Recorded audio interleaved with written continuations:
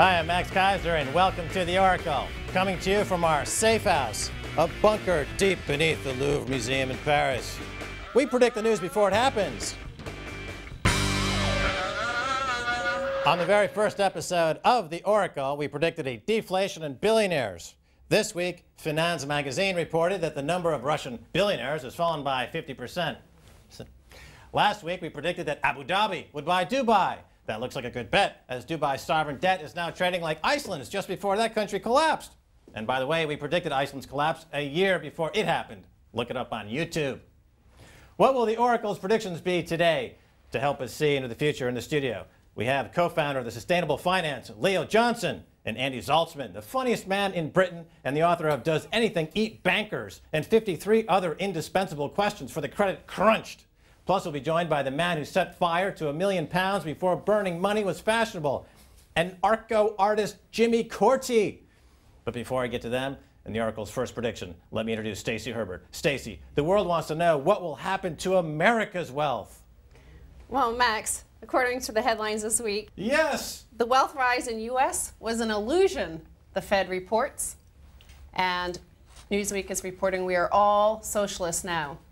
Now, this first headline came on page 13 of the New York Times, the Herald Tribune. Wealth rise was an illusion, the Fed reports that, in fact, the seemingly healthy 17% rise in wealth between 2004 and 2007 was but an illusion. In fact, Americans are 3.2% poorer.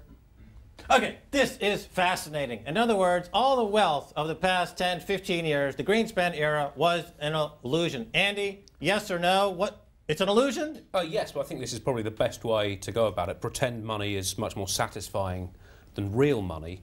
And in many ways, it's better to live in an illusory world. If you've got two men, one of whom thinks he's about to be eaten by a pterodactyl but isn't, and the other who doesn't think he's about to be eaten by a pterodactyl but is, that latter man is going to be happier and therefore spend more of his money boosting the economy. So we need more fiction in economics if we want to get out of the problems that fiction has got us into. More imaginary pterodactyls, if I understand correctly. But you'll find very few politicians who have the courage to go with a policy like that. Yeah, well, I can't imagine down there at the dispatch box in the House of Commons we meet no imaginary pterodactyl.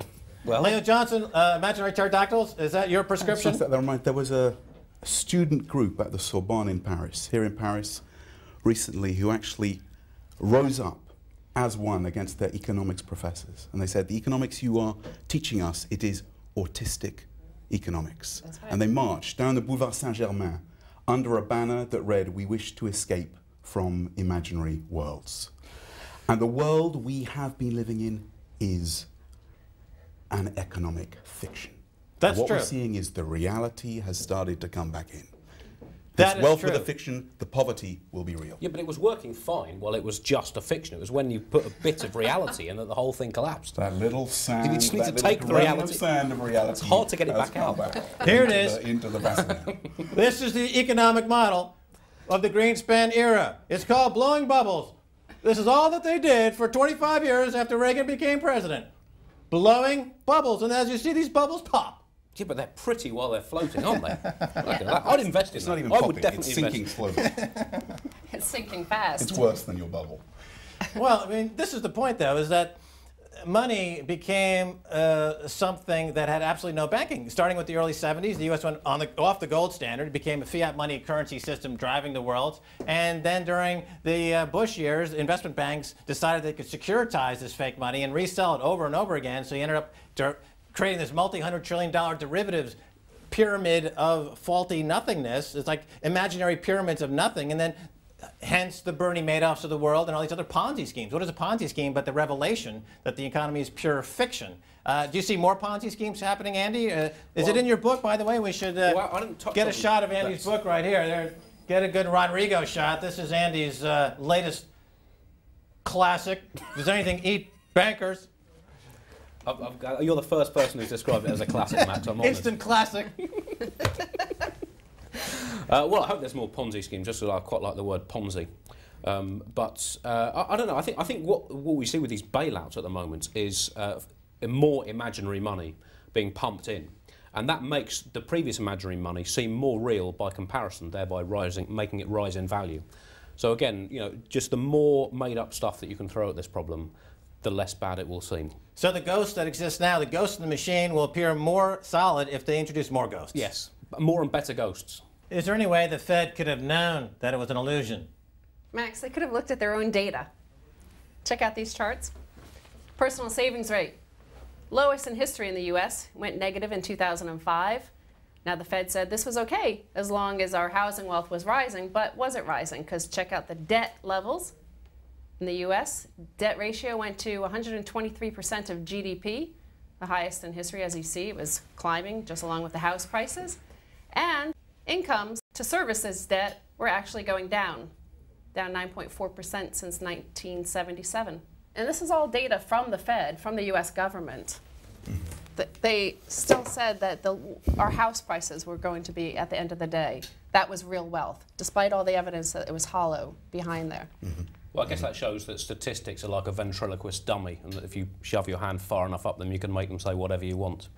So that's the clever use of stats. That's what you want from the Fed. Well, even then, I think they just ignored them. They just pretended they didn't exist. While house prices were going up, everybody chose to just ignore the fact that their incomes were going down, their savings were going down. The problem with this big story, however, of this illusion was that many, many baby boomers in America and the UK made their retirement plans. This was their retirement plan, to retire on their house price rising and their stock portfolio rising. Now the Fed tells us it was all an illusion. We're sorry you listened to our advice. You know, that's in the small print, perhaps. Now the headlines are, of course, we're all socialists. And they loved it on the way up. They got all the gains and they scraped all the cream. But now on the way down, it's like, oh no, we're socialists now. Don't bother us, dude. But do you think it's rather convenient that during the 60s and 70s, when these baby boomers were young, irresponsible, they had free love and peace, then during the 80s when they had to get a job, it was greed is good. And now when it's all collapsing and they're about to retire, they're like, oh, let's be socialists and have the workers bail us out. So I should blame my parents for this. That's what you should do. All right. Absolutely. They're not really pleased with that. And that could be, Andy Zaltzman, some intergenerational war going forward, because this generation, our parents effectively, have been this kind of rat through the snake of the economy and left a lot of shallow, hollow economic damage behind them. And now you've got tension between the generations. Do you see this from a sociological perspective, some tension? A sort of war between the Third World War will be between generations. That's right. Well, that would make for good films. That's what you want out of a war, really, isn't it? That could be a possibility. Now, you know a lot of celebrity chefs, Leo Johnson, when you hang out there in Cornwall, from what I understand. A lot of celebrity chefs, of course I am. I have a dream of becoming one myself. Of course. Yeah. I think the issue here is not between the generations, it's between the rich world and the poor world. And you look at China. Who's going to win that one? You look at China. If they're going to grow, they're going to emit.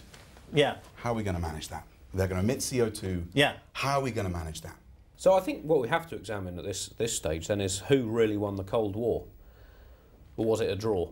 No, it's an excellent point. The Berlin Wall came down, and this was the end of history. But who really won that war? Apparently, the communists won that war. Right. I think that's the question. I think maybe that's a split decision from the judges. It could go to a rematch. Maybe we'll get the nuclear war all the fans wanted to see and never quite came off. I feel that we need to get into the sum and substance of this in a huge way. So the meat of it, the carnivorous way to kind of dig our way into this point in such a way that the viewers out there are touched emotionally and they have a visceral response. They get on the phone and they say, Mom, Dad, watch the Oracle. I'm having a visceral response. And Mom and Dad hang up and they say, no, you can't live with us. Go get a job. Go get a job. Go get a job. You can't live with us. Go get a job. That's what Mom and Dad are saying. Because this generation's been abandoned. They've been abandoned. This generation has been abandoned. Abandoned! Rise up! Buy gold! Buy gold! You know, I feel a prediction coming on. I feel it in my, oh, it's a prediction. Oh, my goodness gracious. We're going to get up and do this prediction. It's time now to Oracle to predict what will happen to America's wealth. Booming bivouacs for boomers as retirement plans go bust. Well, it all sounds mighty convenient for the baby boomers, free market-loving, deregulatory Reaganites who outsourced the entire economy of the country and then plundered from their children with a debt-fueled binge during their working years. Now they declare themselves socialists. when they're about to retire bankrupt so their slave children can pay the bill. Number 2, the U.S. banks are nationalized. That's right, it's communism. The Berlin Wall falling meant that the other side won. Reagan's reputation is in tatters, and yes, it was the end of history, and communism won. What do you think of those? Well, you agree? I'm always behind you. You're a split decision. Communism, capitalism, split decision. Yeah. I think, I don't know, I guess one way of telling might be if you climb on top of what's left of the Berlin Wall and see whether or not you get shot, and then make your decision after that. Good test. That's it for the first half of the show. Later we'll be making predictions about the free fall and the workshop of the world and about what's happening in the art of the rip-off industry. Join us after the break.